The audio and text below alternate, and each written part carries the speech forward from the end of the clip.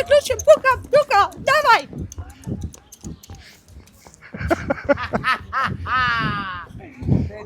Да ти задам едно-две въпросчета, искаш ли?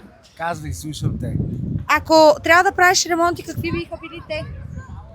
Ами, дали е мазилка или шпакловка, трябва да отвинти всичките бушони, защото когато падне в контакта, може да човек да пострада. Така е.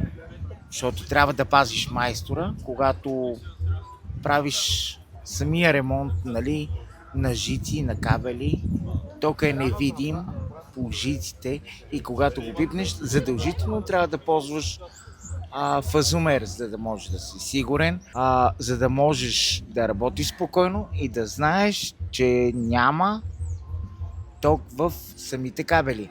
Когато решиш нещо да правиш, пак трябва да махнеш бушоните, за да може да си прекараш един контакт, да го измажеш, да го бойдишеш, когато стегне самата мазилка и после го завинтваш и проверяваш с фазомера дали правилно си го връзал. Браво, много хубави неща ми каза. Ти да не си майстор.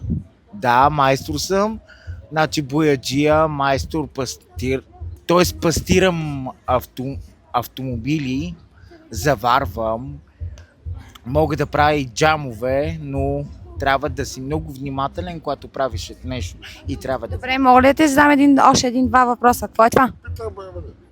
Това е за силикон. Браво. Ти знаеш какво е това?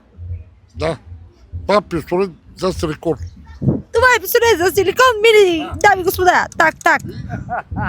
Това е вярно. Благодаря ви.